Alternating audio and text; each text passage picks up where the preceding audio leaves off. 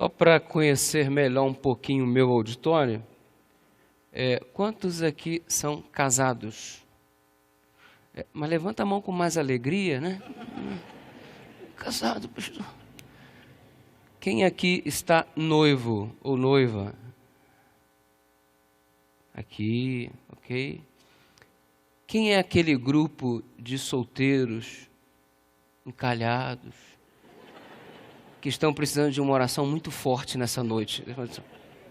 Solteiros, mesmo se você não estiver precisando de uma oração muito forte, é brincadeira, mas tá ok. Envie os seus currículos para a secretaria da igreja.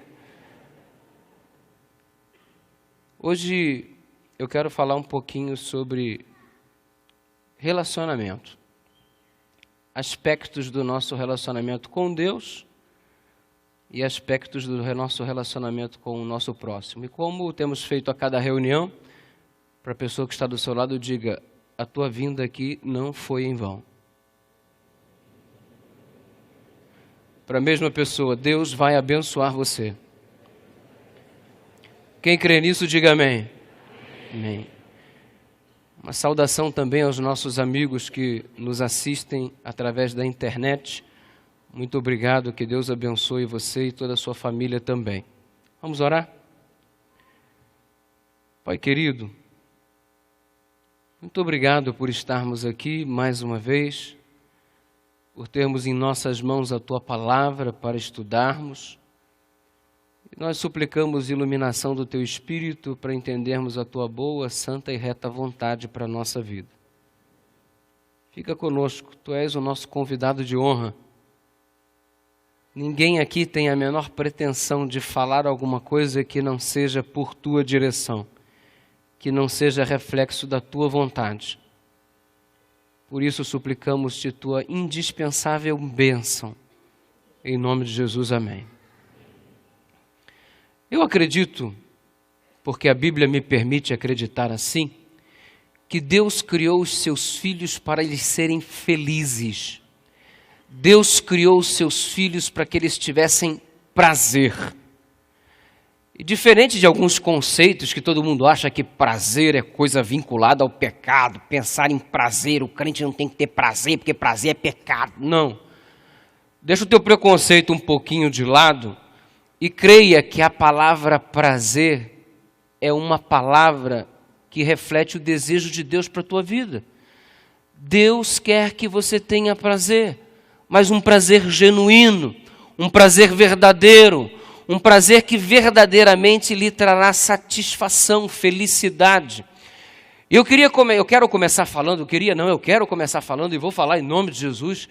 Eu quero começar falando nessa noite para vocês sobre pelo menos 3 fontes de prazer que eu percebo na palavra de Deus.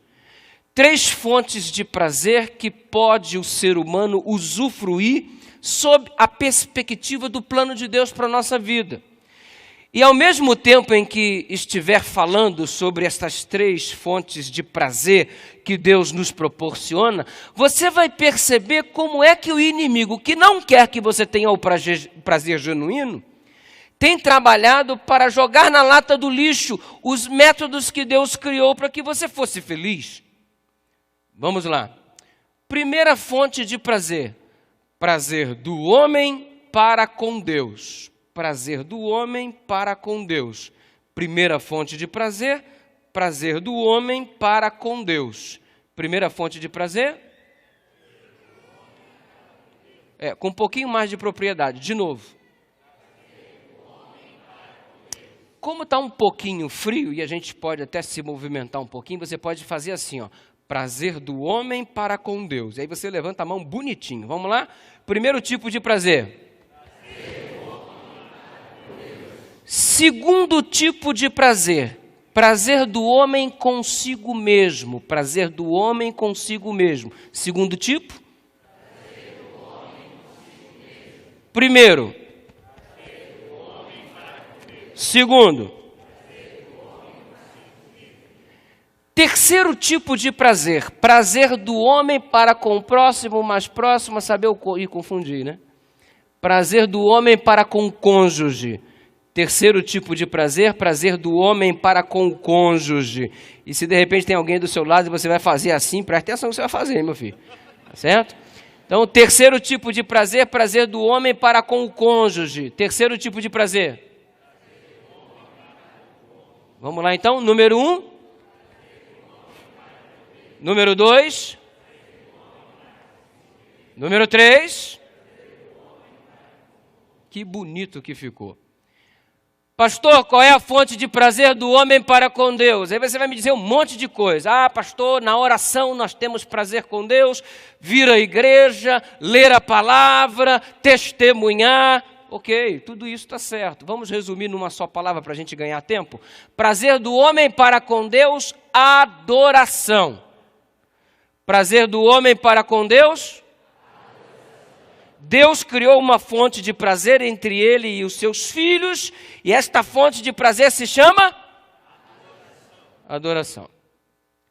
A mensagem desta noite não é sobre adoração, mas de qualquer forma eu não posso tocar nesse assunto sem colocar algumas coisas em evidência e procurarei falar do modo mais rápido possível.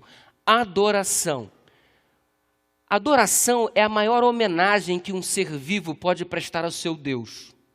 Adoração é a maior homenagem que um ser vivo pode prestar ao seu Deus. Agora você olha para a palavra de Deus e você percebe algo interessante. Do Gênesis ao Apocalipse, parece que Deus está suplicando a sua adoração.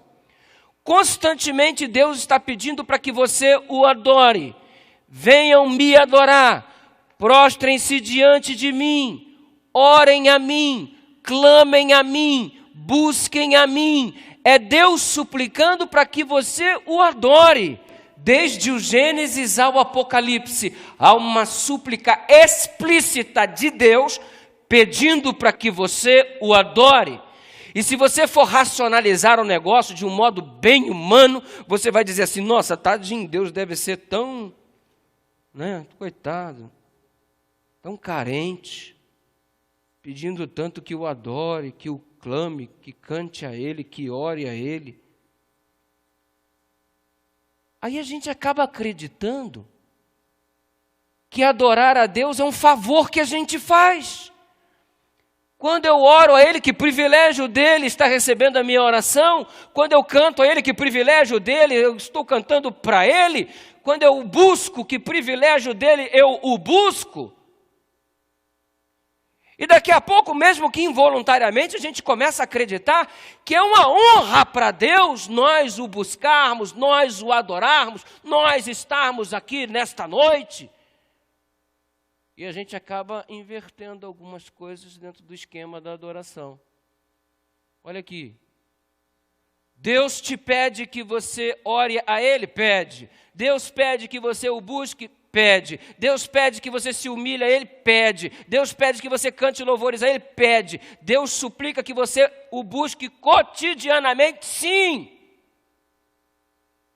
Mas Ele não precisa. Ele não precisa de mim, Ele não precisa de você para nada. Ele não pede minha adoração porque Ele é carente, necessitado, precisa ter o seu ego massageado. Ele não precisa. Quer você o adore ou não, Ele é Deus. Quer você o adore ou não, Ele continua sendo onipotente. Quer você o adore ou não, Ele é onisciente. Quer você o adore ou não, Ele é onipresente. Onipotência, onisciência, onipresença, grandiosidade de Deus. Ele não depende de nós para sermos o que Ele é. Por que Ele pede tanto que eu o adore, se Ele não é esse coitadinho? Se Ele não é esse carente? Ele pede que eu o adore, porque quando eu o adoro, o beneficiado na história sou eu. Ele se põe à minha disposição para ser adorado, não porque ele vá ser beneficiado pela adoração que eu faço, mas porque ele quer abençoar a minha vida e permite que você o adore para que você, tão somente você, seja o indivíduo privilegiado na história. Quando nós adoramos a Deus, nós é quem ganhamos, é o nosso vazio que é preenchido, é a paz que é restaurada, é o peso dos ombros que é retirado, é a alma que canta aliviada na presença do Senhor, porque quando nós o adoramos, nós somos beneficiados. E olha para você, vem aqui como se estivesse fazendo um favor para Deus. Faz as coisas para Deus como se ele fosse o beneficiado e você estivesse fazendo um favor para Ele. Ele é quem faz um grande favor ao se colocar à tua disposição para que você o adore. Porque abençoado é você, porque com ou sem a tua adoração, Ele continua sendo o Deus maravilhoso que é. Então, em nome de Jesus, eu já começo te dizendo uma coisa nessa noite. Para de fazer jogo duro com Deus. Para de achar que é Ele que é o necessitado na história. Ele sem você é Deus, você sem Ele é nada. Então é privilégio nosso adorá-lo. Uma outra coisa sobre adoração. Quando eu olho para a Bíblia, eu percebo a presença de vários adoradores fiéis e gente também que não era referência de adoração. E tem um adorador em especial que me chama a atenção, o nome dele é Abraão. No capítulo 22 do livro de Gênesis, mas não é o texto que a gente vai ler agora, estou só de passagem. No capítulo 22 do livro de Gênesis, Deus virou para Abraão e lhe disse: Abraão, meu filho. Pois não, Senhor.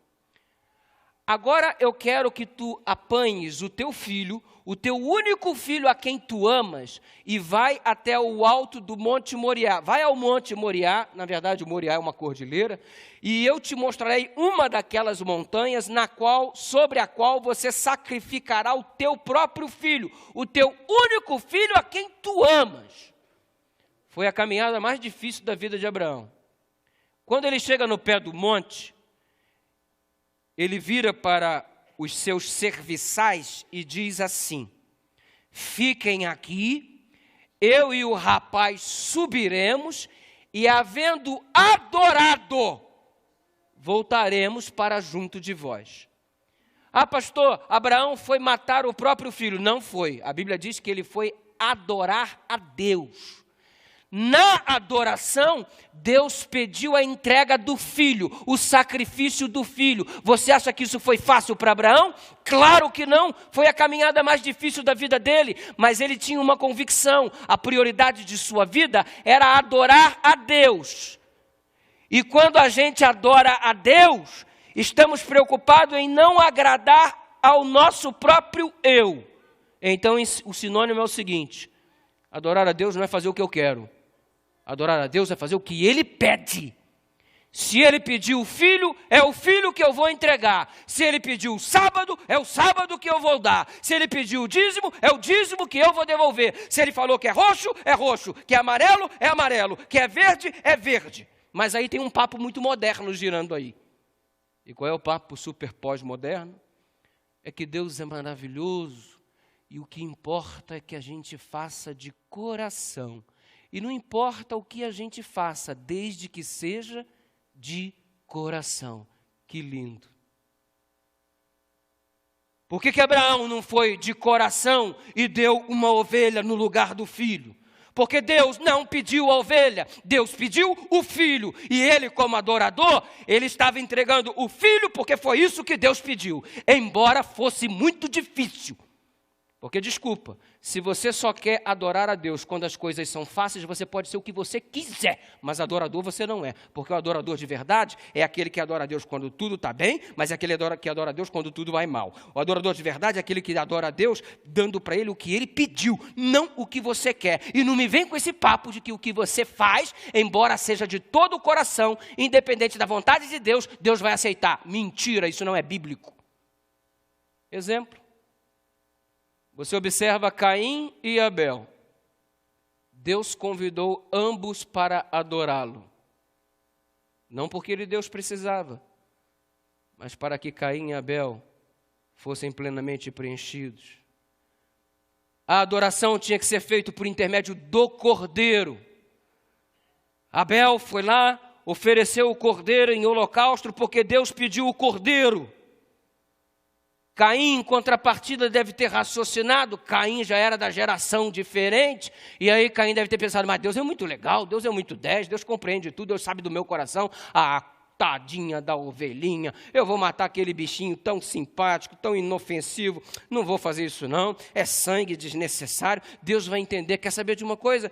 Tive uma ideia, eu vou fazer um cesto bem bonitão, com produtos da terra, hortifruti granjeiros. Abel levou o cordeiro, eu vou levar o hortifruti granjeiro, e eu vou fazer aqui um cesto bonitão, eu vou colocar aqui uma galinha feita de abacaxi, vou espetar um monte de ovinhos de codorna, eu vou pegar a melancia, vou fazer uma cesta toda decorada com os cortes super especiais e uma melancia ornamentada, eu vou colocar um monte de folhas de couve, eu vou colocar um monte de folhas de alface, eu vou colocar os morangos para enfeitar, e até o lixo do jiló ele ia colocar lá. Meu Deus do céu, quem merece jiló, gente? E ele fez uma cesta bonitona. Aí veio com a cesta, Senhor, olha o que eu trouxe para o Senhor, de coração. A Bíblia diz que Deus aceitou a oferta de Abel, mas a oferta de Caim rejeitou. Mas não era de coração. É de coração, mas não é o que Deus pediu, então não adianta. Ei, quer saber de uma coisa? Adorar a Deus de verdade é fazer o que Ele pede, não é o que eu quero. Eu sei que você acha muita coisa. Pastor, eu acho isso. Pastor, eu acho... Desculpa, problema é teu o que você acha. Para adorar a Deus de verdade não é o que você acha, é o que Ele pede. Caso contrário, pode ser o que for, mas adoração não é. Adoração é o que Ele pediu. E sabe por que essa igreja é a igreja de Deus? Porque nós fazemos o que Ele pede. No dia que essa igreja parar de fazer o que está escrito e começar a fazer o que o irmão achou, o que o fulano achou, o que o outro pensou, isso aqui vai deixar de ser igreja de Deus e vai ser igreja do fulano, do ciclano e do bertano. Mas como aqui se faz o que diz a palavra, essa aqui é a casa do Senhor. Então não é o que você quer. E não é também só quando é fácil. O adorador é o adorador quando as coisas estão fáceis, quando as coisas estão difíceis, quando faz o que é fácil, quando faz o que é difícil, quando faz quando está bom, quando faz quando está ruim. E é o que Deus pediu, não é o que você acha, não é o que você quer. Assim diz o Senhor. E a questão da adoração é fundamental porque, na verdade, ela vai determinar o salvo do perdido. Porque quem é que vai estar salvo? O verdadeiro adorador. E quem estará perdido? Quem não foi adorador de Deus ou quem foi um falso adorador. E muita gente, pretensamente sendo adorador, dirá naquele dia, mas Senhor, em Teu nome nós não expulsamos demônios, em Teu nome não fizemos curas, maravilhas. E Deus então lhes dirá abertamente, apartai-vos de mim porque eu não vos conheço. A adoração é o elemento que vai determinar o salvo do perdido, irmãos. Basta olhar a tríplice mensagem angélica em Apocalipse 14. Temei a Deus e dai-lhe glória, porque vinda é a hora do seu juízo. E adorai, adorai aquele que fez os céus, a terra, o mar e tudo que nele há. Nós adoramos a Deus todos os dias e temos um dia especial para adorá-lo como Criador dos céus, da terra, do mar e tudo que nele há. Percebe como é que as coisas se encaixam? Percebe como a Bíblia é tão clara? E olha você querendo viver uma vida cristã em cima do que você acha. Olha você querendo viver uma vida cristã em cima das suas opiniões. Não é a tua opinião, amigão. É a palavra de Deus. Ela é a nossa regra de fé e prática. E louvado seja o nome do Senhor por isso. Porque a tua opinião não me preenche, a tua opinião não me transforma, mas a opinião de Deus me preenche, me transforma e me põe numa situação de nova criatura mediante sua presença. Louvado seja o nome do Senhor por isso. Agora o que o diabo fez? Para que você não sinta prazer entre você e Deus nesse processo maravilhoso denominado adoração, ele veio e torceu tudo. Adora a Deus do teu jeito. O importante é você fazer de coração. Aí ele pediu sábado, se você guardar a sexta de coração, o domingo de coração. Aí ele pediu cordeiro, traz uma fruta desde que seja de coração. Não importa, não importa, não importa, o importante é de coração. A Bíblia diz que o coração é enganoso. Ele não é padrão para determinar o que é certo e o que é errado. O padrão que determina o que é certo e errado é a palavra de Deus. E bendito seja o nome do Senhor por isso. Seguir seu coração. Pastor... quando tocar no meu coração, eu vou me batizar. Quando eu sentir no meu coração que eu devo fazer, e nós estamos numa época difícil, porque você vira para o indivíduo, você abre a palavra e você mostra a vontade de Deus. Olha aqui, e esses dias eu estava com um jovem, olha aqui, olha a orientação de Deus para a tua vida. E você mostra na Bíblia a orientação de Deus para a vida dele, e ele olha, e ele lê, verdade, pastor, está escrito. Mas sabe de uma coisa? Eu vou para o meu quarto orar e vou ver se Deus me revela se isso é verdade. Ah, é? Essa é a geração que nós temos hoje em dia. Gente que está com a palavra de Deus, mas que está colocando a sua experiência pessoal acima da revelação. Deus não vai te revelar aquilo que Ele já revelou. Ah, pastor, não sei. Sabe, pastor, estou com dúvida. Dúvida de quê, menina? É que eu queria casar, sabe, pastor, ele é um menino tão bom, tão maravilhoso, ele tem uma ótima profissão, sabe, ele é firme na igreja. Nossa, pastor, ele é bonitão também. É um homem perfeito, só tem um probleminha, pastor. O que foi, minha irmã? Aí ele bate na mãe. Ah, é? O senhor acha que eu devia casar, pastor? Claro, irmã, casa rápido. A velhinha não pode continuar apanhando. Quer ouvir o quê? Para uma coisa tão óbvia, que está tão claramente revelado na palavra, você vai querer ainda argumentar para aquilo que já é explícito, já é claro na palavra de Deus? Ah, está aqui, o sábado é o dia do Senhor, eu vou orar para ver se é isso mesmo. Está escrito, não vos ponhais em julgo desigual com aquele que é incrédulo, não se casa com gente que não é da mesma fé. Ah, eu vou revelar porque ele é tão bom, ele é tão educado, ele é tão isso, ele é tão aquilo. Você acha que Deus não sabe o que está dizendo? Aí ficam aí esta geração de adoradores estranhos que não estão dispostos a fazer a vontade de Deus, que não se adequam à palavra, querem adequar a palavra à sua vida. Qual é o resultado? Uma igreja frágil, uma igreja fraca, cristãos que estão aí sem a manifestação do poder de Deus na vida, gente que não tem fé, gente que não consegue ir adiante. E o que está acontecendo? Deus não está presente, Deus não está agindo, como se o problema fosse em Deus, e eu é que sou o indivíduo cujo canal está interrompido para que as bênçãos de Deus venham até mim. Desobstrui nessa noite, meu irmão. Deixa Deus te alcançar do jeito que só Ele sabe, e Ele vai abençoar você. Prazer do homem para com Deus.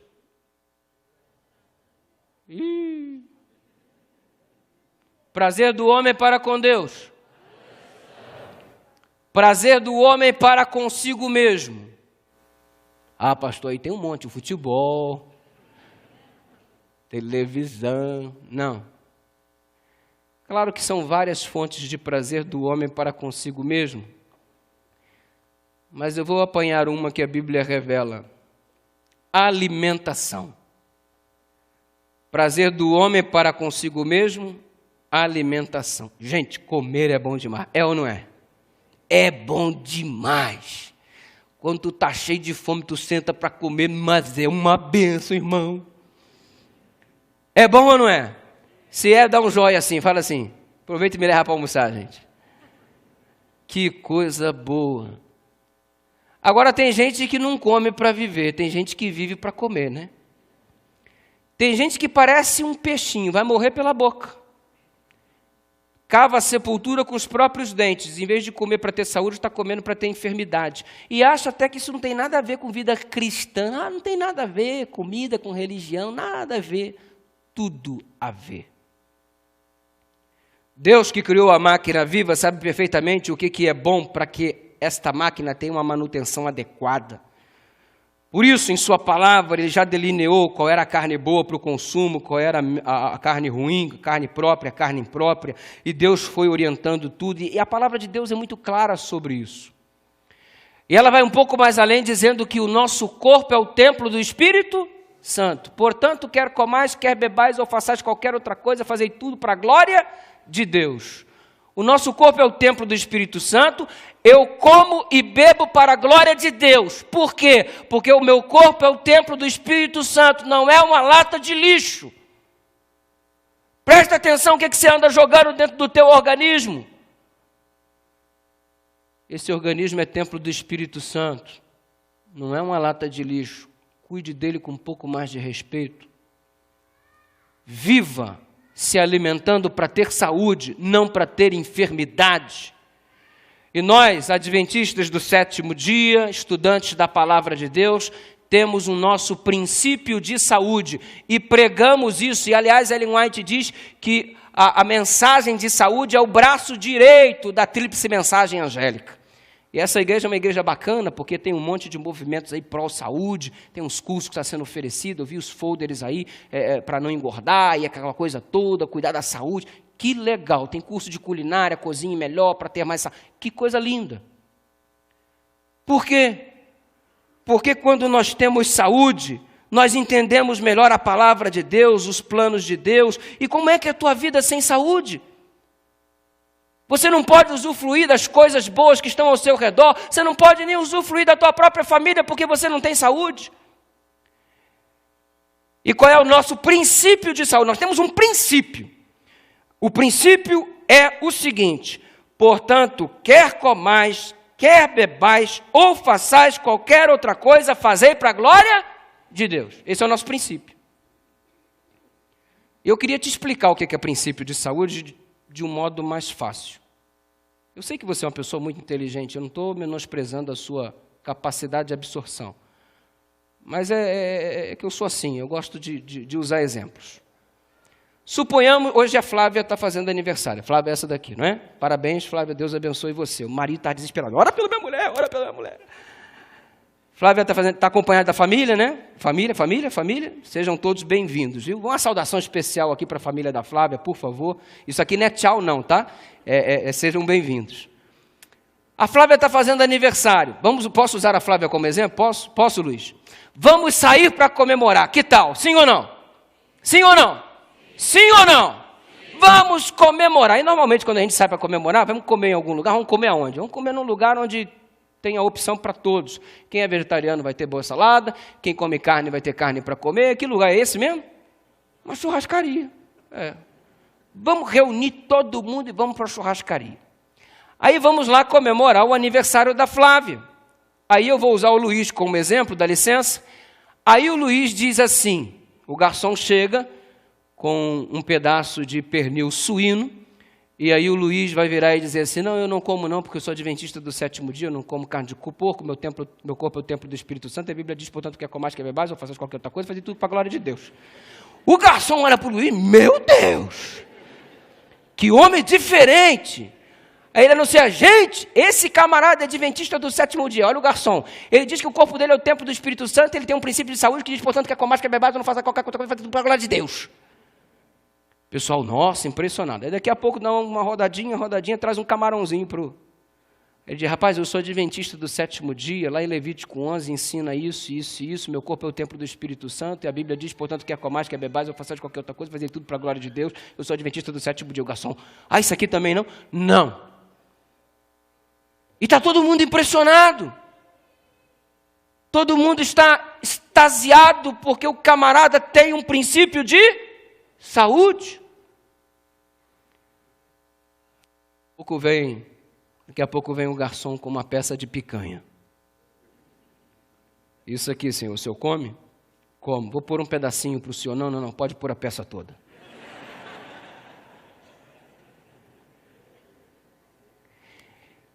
Não come um pedacinho de carne de porco porque é pecado. Agora come o boi inteiro e palito o dente com chifre, e aí não é pecado.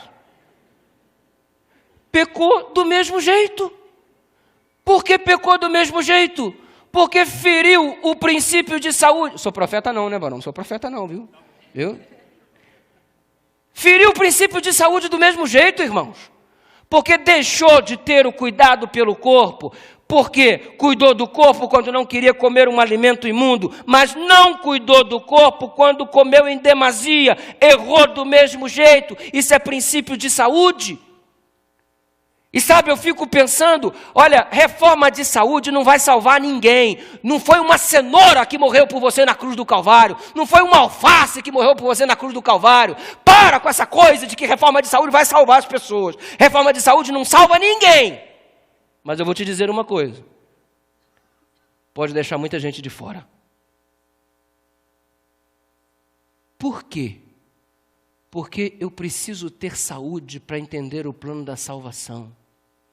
Se eu não faço uma reforma de saúde, se eu não tenho saúde, se eu não cuido do meu corpo, eu posso me perder por não compreender bem o plano da salvação. Porque você sabe que quando o corpo está são, a mente fica sã. Cuida do teu corpo, primeiro, porque ele não te pertence. Deus te emprestou e quando ele voltar, você vai ter que dar conta. Deus tem fontes de prazer, sim ou não? Número 1. Número 1. Número 1. Não, gagueja, não fica feio. Número 1. Prazer do homem para com Deus. Número 1. Adorar. Número 2. Prazer do homem para consigo mesmo. Alimentar. Eu tenho um episódio tão triste, esse negócio de alimentação, sabe? Eu era pastor distrital, alguns bons anos atrás,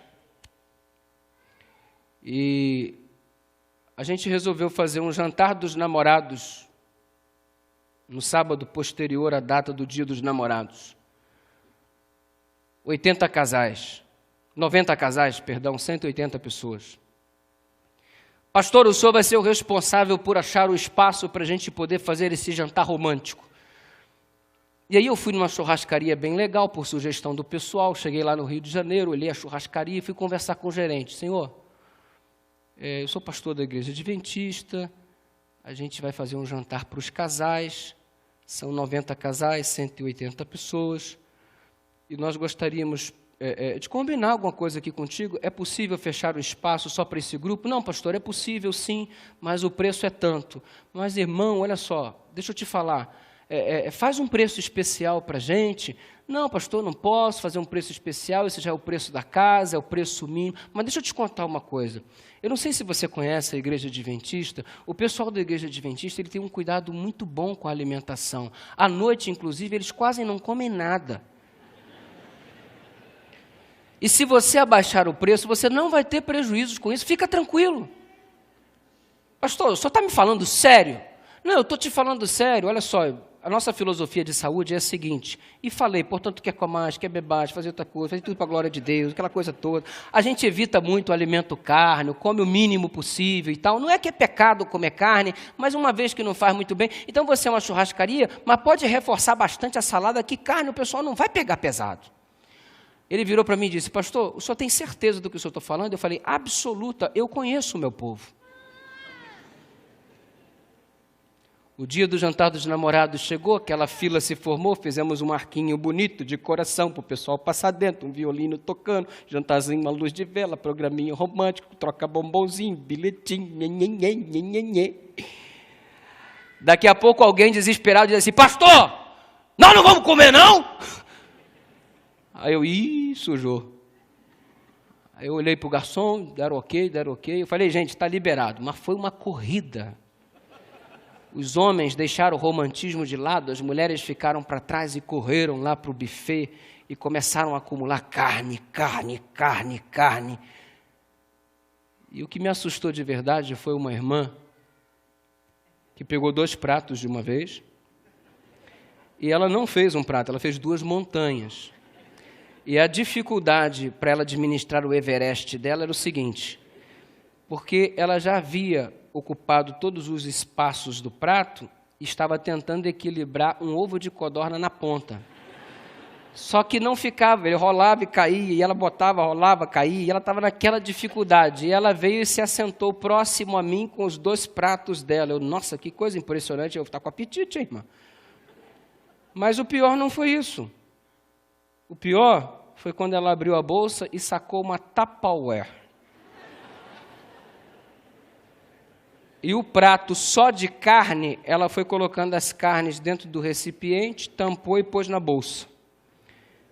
E eu virei para ela e disse, o que você está fazendo? E ela falou, eu estou garantindo a semana, pastor. E nessa altura, o gerente estava desesperado à minha procura. E finalmente ele me achou e disse, pastor, o teu povo não fuma, o teu povo não bebe, mas ô raça para comer. Come igual traça. Nunca mais me venha com aquela conversa de que essa gente tem uma filosofia de saúde. Irmãos, eu fiquei arrasado. Pensa num pastor que não conhece o rebanho. No dia seguinte, eu tinha que fazer uma visita a um dos oficiais da igreja, porque ele iria junto comigo visitar um candidato para ser batizado. Bati na porta do camarada e lá vem ele, depois de muito tempo, me fazendo esperar, abrindo a porta com muita dificuldade. Ai, pastor! O que foi, meu irmão? Estou passando mal. Por que você está passando mal? Eu comi demais ontem à noite, pastor. Vem cá, eu não sei nem se eu posso ir na visita, entra aqui para orar por mim. Irmão, não vou orar por você, não. Se eu orar por você, eu vou pedir para Deus te matar. Porque você é um estorvo para a obra de Deus. Pastor, o que é isso? Você come igual um animal e depois quer que Deus venha ter misericórdia de você pela bobagem que você está fazendo? Muda de vida, meu irmão. E sabe de uma coisa? Como é que nós estamos tratando o nosso corpo? Você acha que isso não tem nada a ver com religião? Deus te deu alimentação para ser uma fonte de prazer. Você está usando a mesma como uma fonte de enfermidades. Pensa um pouco. O diabo colocou aí, não tenhas por imundo que Deus purificou, torceu o texto bíblico, pode comer o que você quiser, desde que você ore, coma, e ainda vem com a conversa, você já não bebe, você já não fuma, você não vai pegar mulher de ninguém, então usufrua aí o que você quiser, come, pelo menos come a alegria que você tem. Queridos, fonte de prazer entre o homem e Deus, adorar. Fonte de prazer entre o homem e ele mesmo, alimentar. Fonte de prazer do homem para com o cônjuge, fala. Não, mas fala com força. Está com medo de falar? Se tem medo de falar sexo, fala diferente, fala sexo. O pastor Fernando está te ouvindo aqui, não vou falar sexo aqui, o pastor Fernando está me ouvindo. Fala sexo e dá uma disfarçada, né? Fonte de prazer do homem para com o cônjuge. Não. Eu sei que você gosta. Solteiro não precisa falar, não. Fonte de prazer entre o homem e o cônjuge. Ô Luiz, está animado hoje, hein?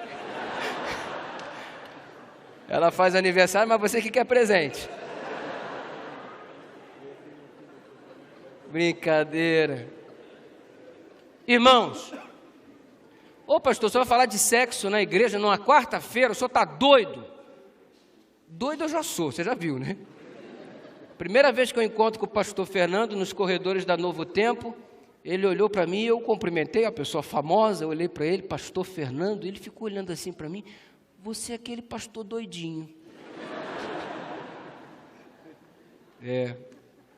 Mas Deus usa as coisas loucas também, né, pastor? Sexo. Já reparou que no nosso mundo tudo gira em torno de sexo? Tudo é sexo. Propaganda de calça jeans. A última coisa que você vê é a calça jeans. Outro dia eu atravessava a ponte Rio-Niterói e estou olhando lá a propaganda Azulejos Eliana. Estava a Eliana com um biquininho e um azulejinho do lado assim. Mas o que o azulejo tem a ver com mulher seminua? O que calça jeans tem a ver com mulher seminua?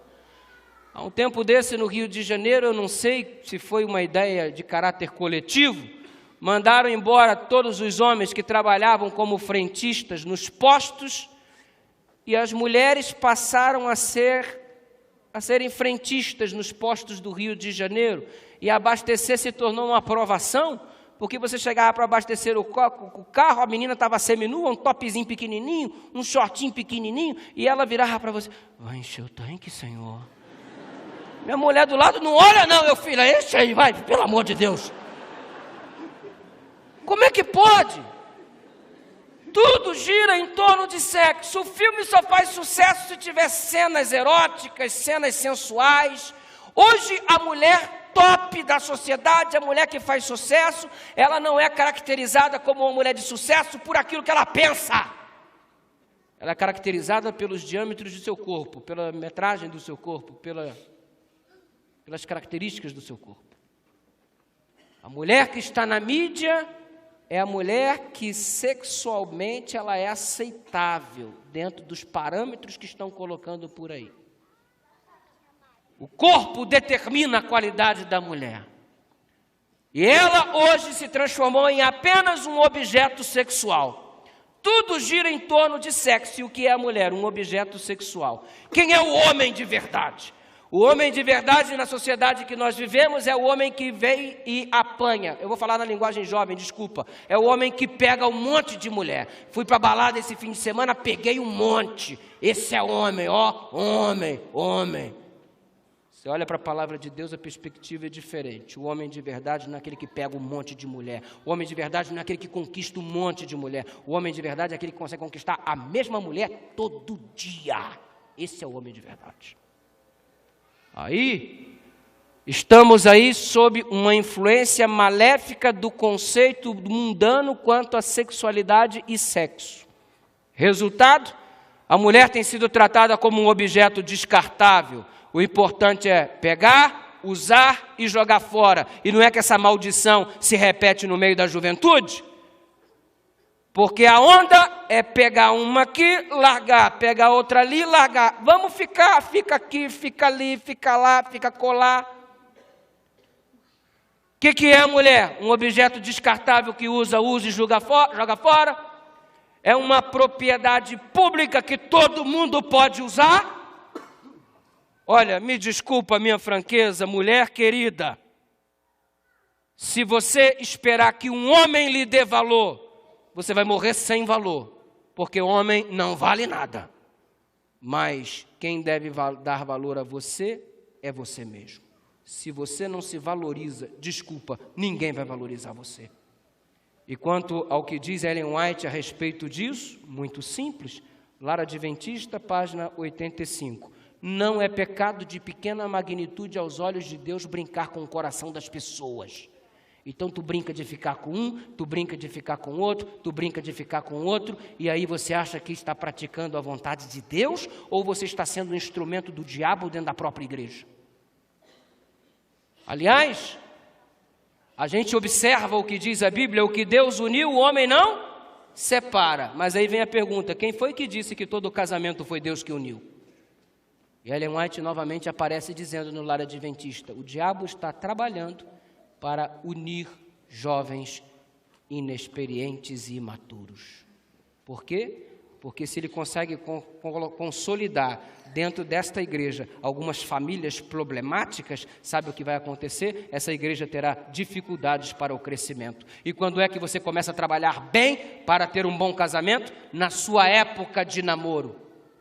E saiba de uma coisa: o que começa errado dificilmente dá certo. Não que Deus não possa fazer um milagre, mas agora, o momento em que você namora, as escolhas que você faz, vai determinar o tipo de casamento que daqui a pouco você vai ter.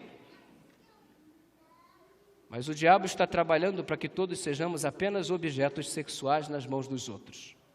É a sociedade do consumo. Usa e depois joga fora. Deus quer que você tenha prazer. Foi Deus que criou o sexo, não foi o diabo. Eu me sinto plenamente à vontade para falar sobre isso, porque é algo que foi criado por Deus.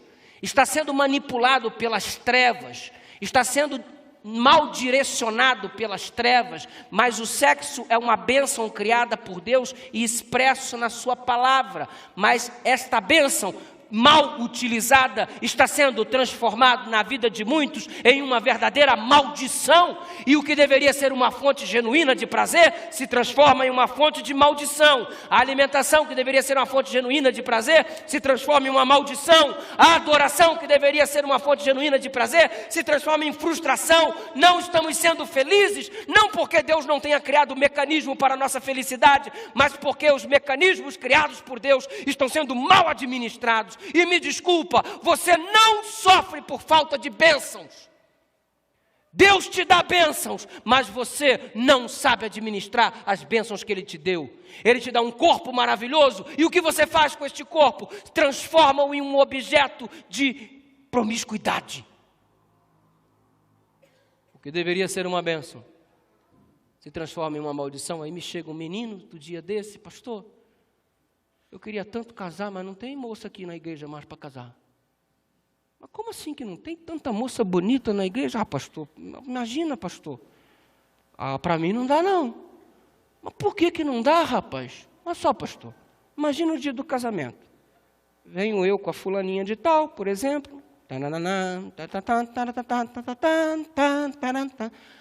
Aí eu estou passando no corredor, olho para a rapaziada, só vou ver os comentários. Ih, peguei. Não, peguei também. Não, também peguei. Ih, cara, também peguei. Pastor, passou pela mão de todo mundo, pastor.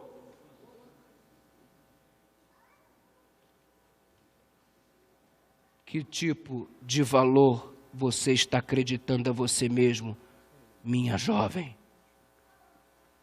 Você constrói as coisas ao teu respeito do jeito que você quiser. E me desculpa mesmo, mas a maneira como as mulheres são tratadas hoje na nossa sociedade é culpa das próprias mulheres que se permitiram ser tratadas assim.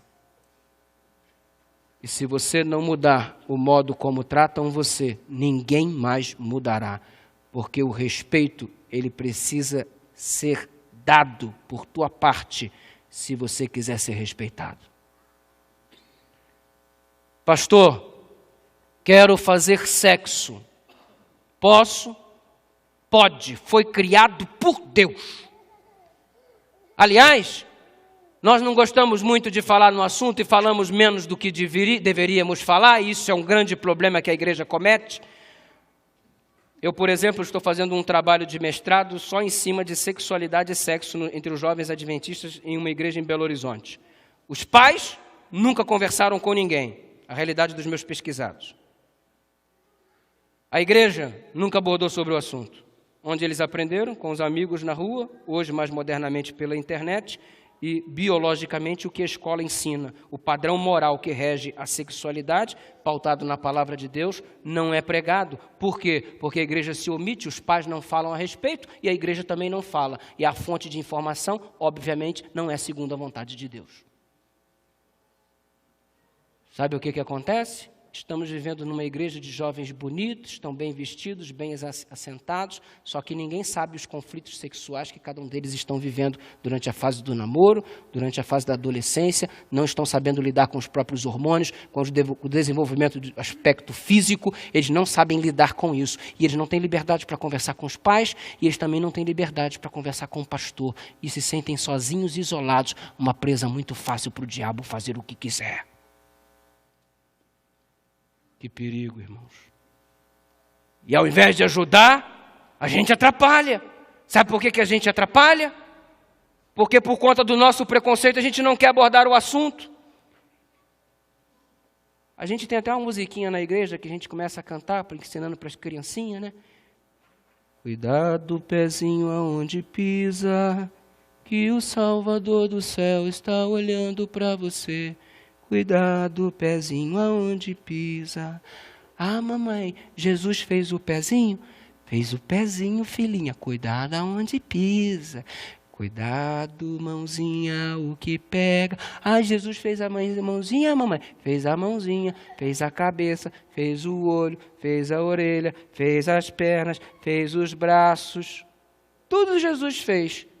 Braço se chama braço, perna se chama perna, pé se chama pé, cabeça se chama cabeça, olho se chama olho. Aí quando a criança olha, mamãe, esse negócio aqui no meio das minhas pernas, o que é isso? Menino, para com isso. Esse você está falando. Coisa feia é essa. Quem te ensinou isso? Aí o braço se chama braço, a perna se chama perna, o órgão sexual se chama pintinho. Eu não sei como é que fala por aqui, mas lá no Rio de Janeiro chegam a chamar de barata. Perereca. Aí tu imagina, a menina cresce, barata, meu Deus. Aranha, meu Deus. Aí um dia ela está passando na sala, vê uma barata. Uma barata, barata. Barata, barata, barata, barata. Barata. Percebe como a gente está lidando com a sexualidade? Aí você vem para a palavra de Deus, Gênesis escrito por Deus, Gênesis, Êxodo escrito por Deus, é a palavra de Deus, Levítico escrito por Deus, Números, Deuteronômio, nossa, é a palavra de Deus, maravilha. E você vem Cantares de Salomão, beija-me com o beijo da tua boca, que teus seios são assim, meu Deus, isso aqui não é de Deus não. Foi um acidente ter colocado esse negócio aqui, não é possível. É assim que nós lidamos com a sexualidade. Resultado, nossos jovens estão se perdendo. E o que nós estamos fazendo? Pode fazer sexo? Pode. Está liberado? Está liberado. Fiquem à vontade. Mas, presta atenção no que Deus falou. Gênesis 2, verso 24. Eu vou ler e vocês vão repetir em nome de Jesus. Por isso,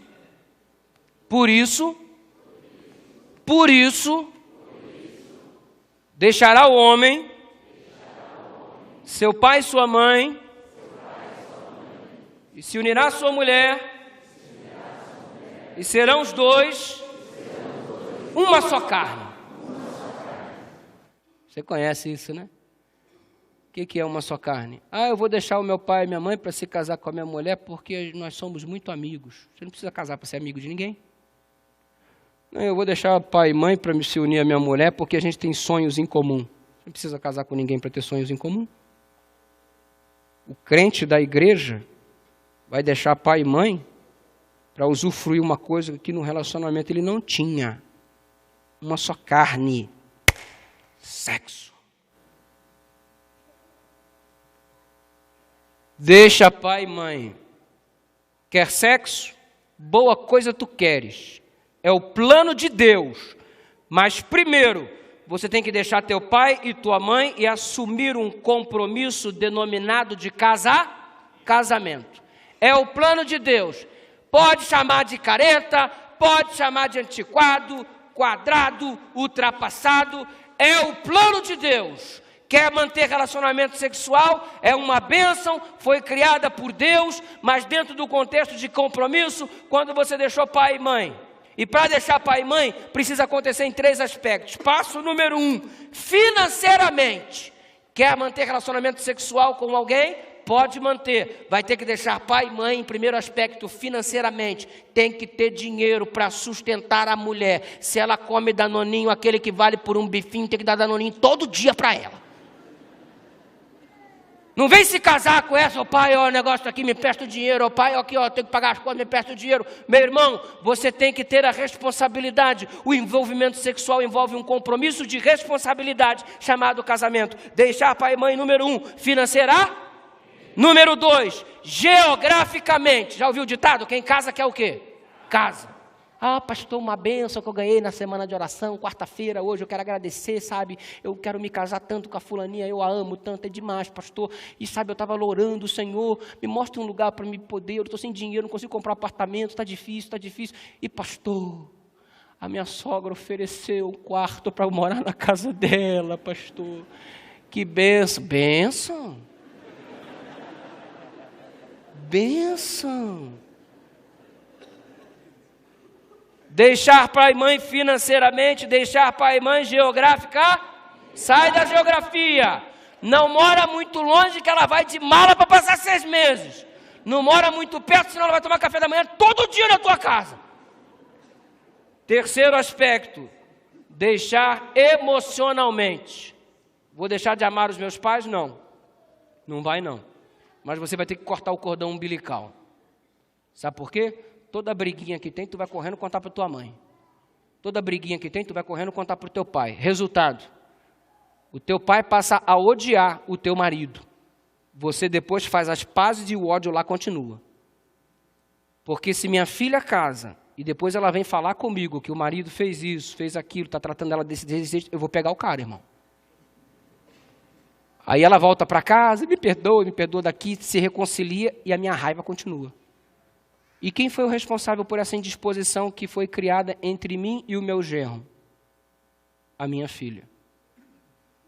Porque coisa de casal se resolve em casa. Quando você não consegue mais resolver, é que você procura ajuda externa. Agora você trazer para que todos da igreja conheçam os conflitos que você tem dentro da sua casa, me desculpa, você não está sendo sábia, você não está sendo sábio, você não tem direito de expor o teu cônjuge para ninguém. Cortar o cordão umbilical não é deixar de amar, mas é você saber que agora você tem o teu próprio lar, a tua própria família. Então deixar pai e mãe ocorre em 3 aspectos. Número 1, financeira. Número 2, geográfica. Número 3, emocional. Pastor, por que o senhor está pregando isso e qual que é a importância disso? Abre agora a carta de Efésios, capítulo 5, último verso que vamos ler nessa noite. Efésios, capítulo 5.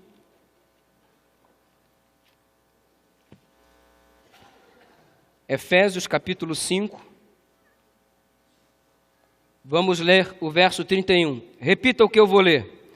Por isso, vamos repetir. Por isso, deixará o homem, seu pai e sua mãe, se unirá à sua mulher, serão os dois uma só carne. Ué, a gente não já leu isso? Moisés não já tinha falado sobre isso? Por acaso o apóstolo São Paulo está sem imaginação para ter o que escrever? Claro que não. Ele explica por que ele está repetindo o verso. No verso seguinte ele diz, grande é este mistério, mas agora eu não estou falando de homem e de mulher, agora eu não estou falando de casamento, agora eu não estou falando de deixar pai e mãe, agora eu estou falando de Cristo e da igreja. O mesmo versículo usado para casamento entre um homem e uma mulher, é o mesmo versículo usado para a maneira como Cristo se relaciona com a igreja. Por que você acha que Jesus começou o ministério dele num casamento? Para mostrar que ele viria se casar com a igreja. E lá na festa de casamento, ele transformou a água em vinho. E lá na cruz do Calvário, me sai água e me sai sangue do seu tórax, quando o soldado lhe enfia a lança. E o que ele estava fazendo na cruz? Confirmando o casamento que ele tinha anunciado. Casamento. O casamento é o símbolo para ilustrar o modo como Cristo lida com a igreja. Isso significa uma coisa muito básica. Se eu tenho que tomar 3 passos para se casar com a mulher da minha vida, num contexto de compromisso, porque tem que ter compromisso, então olha só, eu deixo pai e mãe financeiramente, eu deixo pai e mãe geograficamente, e eu deixo pai e mãe emocionalmente para se casar com a mulher da minha vida. Agora, para se casar com Cristo, o noivo que vem buscar a esposa, eu tenho que deixar o mundo financeiramente, não ajunteis tesouro no mundo, nem no que o mundo há. Tenho que deixar o mundo geograficamente. Diante de Pilatos, Jesus disse, o meu reino não é deste mundo. Colossenses capítulo 2, o apóstolo Paulo diz, olhai para as coisas do alto. E tenho que deixar o mundo emocionalmente. Não ameis o mundo, nem no que o mundo há. Se alguém ama o mundo, o amor do Pai não está nele. Nossa! Os mesmos 3 passos que eu tomo para me casar com a mulher são os mesmos 3 passos que eu tomo para me casar com Cristo no batismo. Percebe como é sério o casamento? Percebe por que a igreja adventista ela tem uma determinação tão específica sobre casamento? Porque o casamento é o método criado por Deus para mostrar como Cristo lida com a igreja.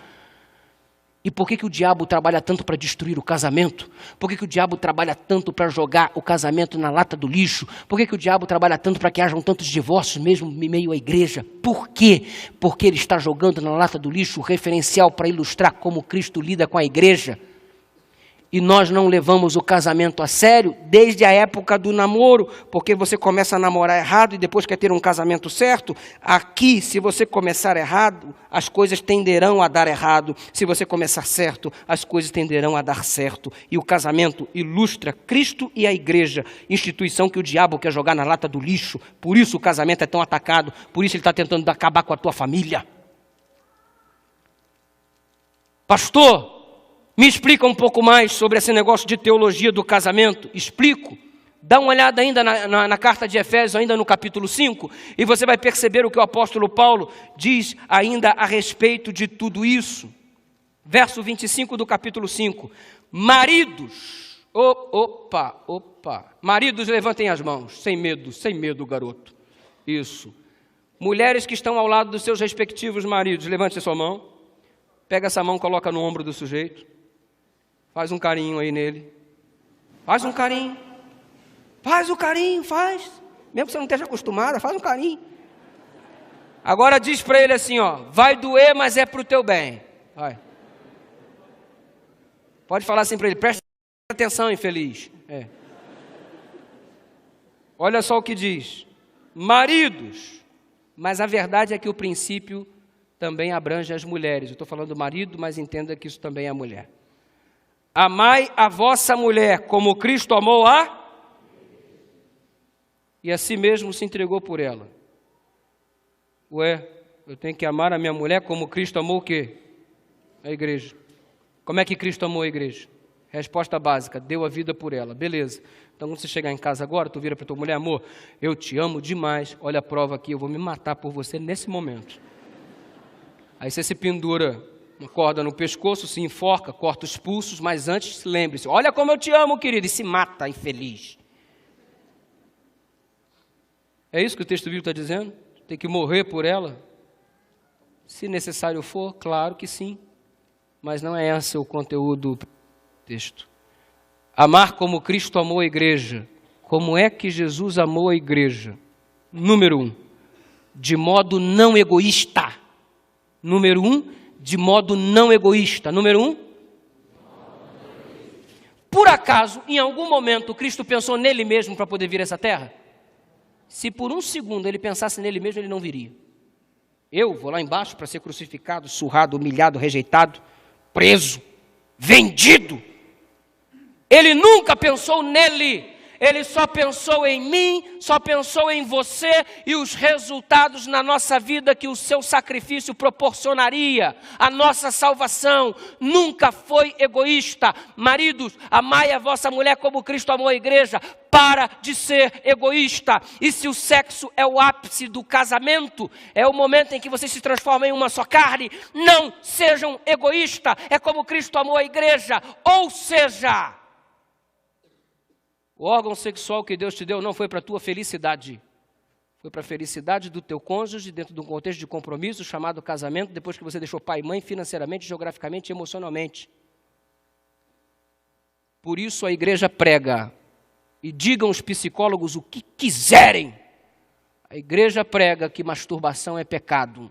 E porque é um ato egoísta. O órgão sexual que Deus te deu não foi para a tua própria satisfação, foi para satisfazer uma mulher no contexto de compromisso chamado casamento, depois de ter deixado pai e mãe financeiramente, geograficamente e emocionalmente, porque isso ilustra o relacionamento de Cristo com a igreja. Cristo quer um compromisso contigo, isso não é de modo egoísta. E a masturbação não passa de uma prática egoísta. Esse não foi o propósito para o órgão sexual que Deus criou. Segundo modo pelo qual Cristo amou a igreja. Deu para a igreja o que a igreja precisava, não o que a igreja merecia. Me explica, pastor? Explico. Estava na cruz do Calvário, crucificado, e me chega um soldadinho e eu não consigo chamá-lo de outra coisa. Para mim era abusado, abusadinho, camarada. Aê, você não é o Cristo? Salvou todo mundo, desce daí, desce que eu quero ver, salve a si mesmo, vamos, desça, abusar, irmão, se eu fosse Jesus, Gabriel, aí lá vem Gabriel, Fala, Senhor. Fogo nele, Gabriel. Ah, se eu fosse Jesus. Ainda bem que eu não sou, amém? Amém, igreja? Ao contrário, o que Jesus fez? Pai, perdoa. Ele não sabe. Ele não sabe. Ele merecia a morte. E Jesus deu para ele perdão, o que ele precisava. Olha como é que Deus trata a gente. A gente merece a morte e Ele nos dá a vida eterna. A gente merece entrar num estado de perdição e Ele nos dá a salvação. Ele só dá para a gente o que a gente precisa, não é o que a gente merece. Nós não merecemos nada, somos pecadores e a sua graça faz com que Ele lide conosco desta forma. Ele concede para mim o que eu preciso, não o que eu mereço. Marido tem que amar a mulher como Cristo amou a igreja. Mulher tem que amar o marido como Cristo amou a igreja. Tem que dar para o marido o que o marido precisa, não o que ele merece. Ele não está merecendo muita coisa, mas não o trate como ele merece, o trate como ele precisa. Marido, talvez você ache que a tua mulher não esteja merecendo muita coisa, mas trate-a como ela precisa, não como ela merece. Aliás, desculpa, eu tenho uma dificuldade. O que uma mulher precisa? Mulher precisa de muito carinho? Né? Desse jeito? Mulher precisa de muito carinho? Muita atenção? Sair em datas especiais para jantar fora? Sair para passear finais de semana? Roupa nova como presente, 90% do salário do marido. Mas não merece! Mas não merece! Mas aí, como somos servos de Deus, vamos tratá-la como ela precisa, não como ela merece. Ah, dá licença, você vem dormir com aquele bob gigante na cabeça. Quem aguenta isso, gente? Em época de eleição, tu vem com aquele camisão grandão, eu sou mais o João dos 2013. E tu merece o quê? Tu merece o quê? Chata, fica espinziando, tu merece o quê? E você, marido, o que tu merece, meu irmão? Olha o que você se tornou, sua coisa gorda, careca, horrorosa, ronca a noite toda, um bafo que ninguém aguenta. O que tu merece? Tua mulher deve olhar para você de noite e botar a mão na cabeça, meu Deus, o que eu fiz da minha vida?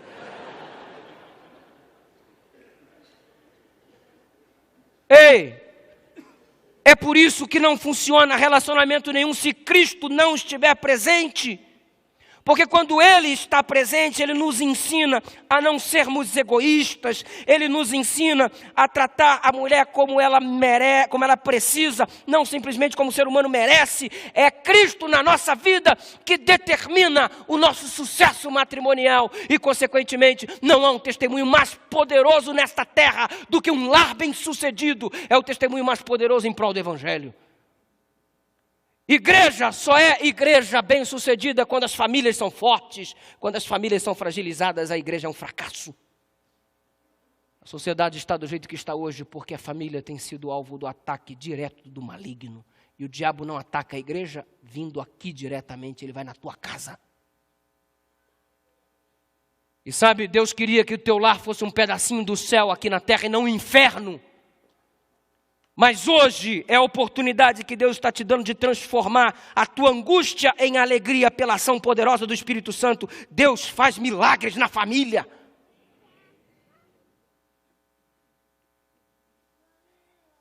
Tratar como precisa, não como merece. Eu vou encerrar agora e só quero contar uma história, posso?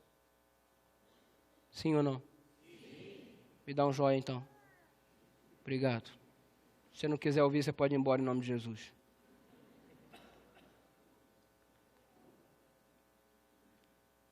Não é fácil esse negócio de preciso, mas não mereço. Tratar como precisa. A gente só gosta de tratar os outros como merece.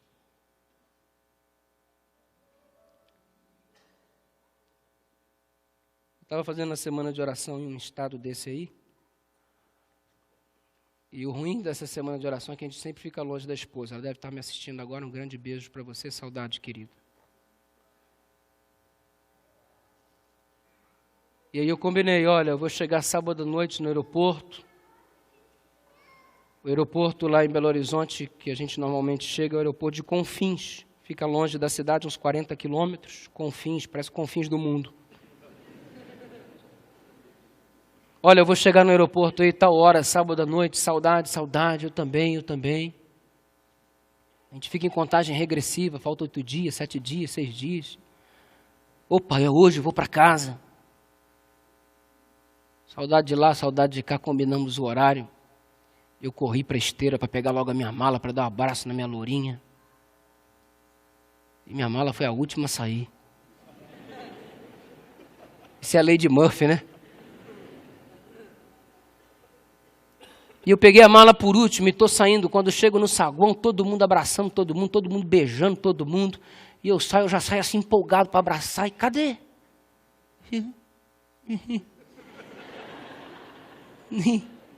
Eu botei a mala no canto, o saguão esvaziou-se, todos foram embora. E eu fiquei ali, mas não estava com saudade? Uma semana. Passaram meia hora, nada dela chegar. Passaram 1 hora, nada dela chegar. Aí eu comecei a exercitar.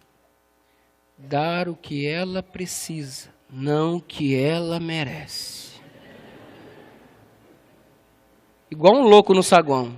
Dar o que ela... Me ajuda aí. Dar o que ela precisa, não o que ela merece. Dá força, Jeová. Dar o que ela precisa, não o que ela... 1h30 depois, nada dela chegar. Eu cansei e me assentei sobre a mala, próximo ao ponto dos taxistas. O taxista parava, Senhor, Belo Horizonte? Não. O outro parava, Senhor, Belo Horizonte? Não. Senhor, Belo Horizonte? Não, estou esperando a minha esposa. O outro vinha, Senhor, Belo Horizonte? Não, estou esperando a minha esposa. O outro, Senhor, Belo Horizonte? Não, estou esperando a minha esposa. Senhor, Belo... Não! Esperando a minha mulher! Daqui a pouco tinha um bolinho de taxista rindo de mim. Tipo assim, bobão, bobão. E eu dar o que ela precisa, não o que ela... O telefone toca. 2 horas depois. Amor. Oi. Estou um pouquinho atrasada, né? Você tá onde mesmo? Eu estou na delegacia. Delegacia? Não era para estar no aeroporto? O que você está fazendo na delegacia? Sabe o que é? Nós tínhamos um carro muito velho, irmãos. E para economizar a gente tinha kit gás. E o kit gás estava com problema de instalação. E saindo de onde nós morávamos, tinha que pegar uma ladeira em direção ao aeroporto. E aí ela ligou o carro. E aí passou para o kit gás, foi descendo a ladeira. A instalação deu problema, o carro morreu, o volante travou. E ela não conseguiu desviar do negócio que estava na frente, um ônibus. Arregaçou a lateral direita inteira do carro. Foi para a delegacia fazer o BO. Mas daqui a pouco eu chego, tá, amor? Mas você tá bem? As crianças? Não, tá todo mundo bem, só o carro estragou um pouquinho. 2h30 depois, sentado sobre a mala, taxistas rindo de mim. Lá vem o meu carro todo arrebentado. Aí parou assim do meu lado, o vidro elétrico ainda funcionava. Aí eu olhei para dentro do carro, oi. Ela, você quer dirigir? Eu quero. Aí eu entrei dentro do carro, olhei para as crianças, o carro todo arrebentado. Deixa eu te perguntar, adiantava eu brigar? Iria fazer o tempo voltar atrás? Iria? Iria desamassar o carro? Iria fazer o tempo voltar atrás? Se eu dou para ela o que ela merecia, eu não ia ter o que eu precisava?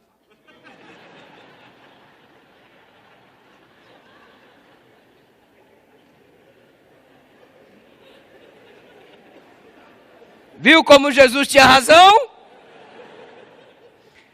Dei um beijinho nela, dei um beijinho nos meus filhos, fui para casa e o resto não te interessa.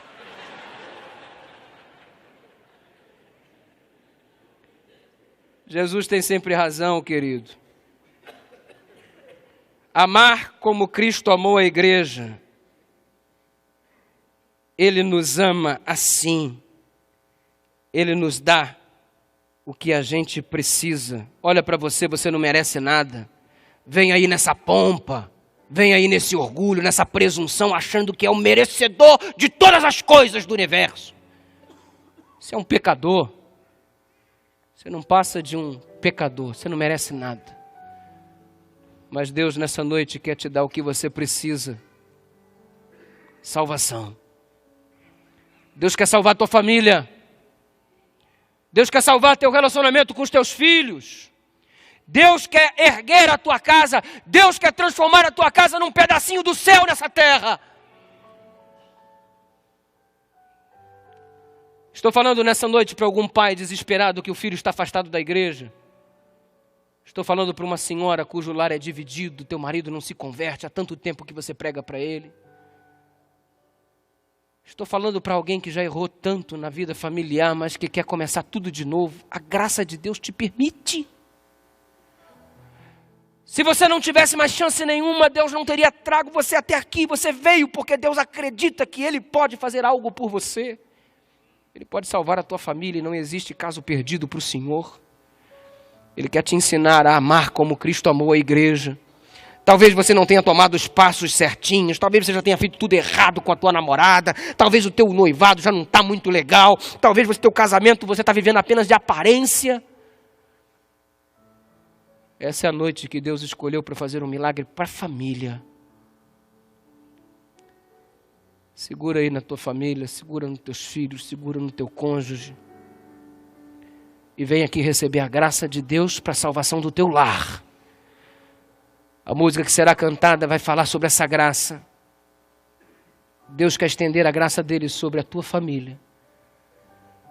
Mesmo que você esteja sozinho aqui, desacompanhado de repente, a sua família não está contigo, mas vem colocar a tua família no altar de Deus. Vem aqui abraçado com a tua esposa, de repente vocês não estão muito bem, vocês brigaram hoje, mas vem aqui. Vem receber a graça de Deus para a tua família. Levanta daí em nome de Jesus, enquanto essa música é cantada, vem buscar a graça do Senhor para a salvação da tua casa. Que ao término deste culto possamos dizer, eu e minha casa serviremos ao Senhor. Levanta daí, traz a tua família, traz a tua mulher, traz os teus filhos, vem junto, vem abraçado. Vem diante de Deus buscar a graça para o lar. Vem.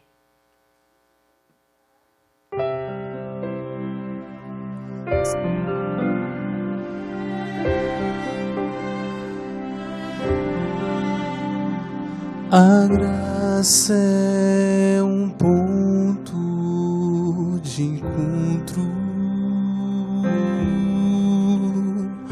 lugar onde os fardos se espalham no chão, onde todo que chega cansado, tranquilo, descansa o seu coração. A graça se explica em uma cruz. Lá eu posso entender o que o céu me traduz. A morte era a minha sentença, mas agora sou livre em Jesus.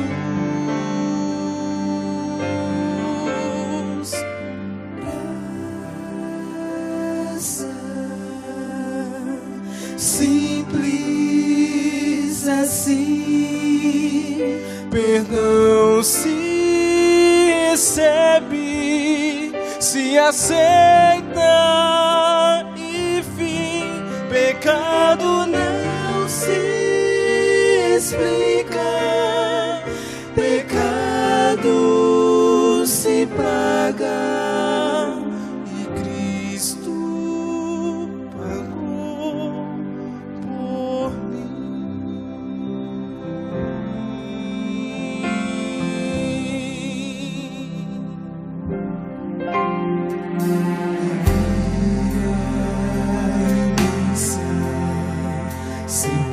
por separação entre a raça caída e o Deus do perdão. Mas a graça fechou os abismos e sem hesitar estendeu-nos a mão, mostrou-nos estradas de volta à casa do Pai, onde iremos morar. Nos dá esperança que move, a certeza que Cristo em breve virá. Graça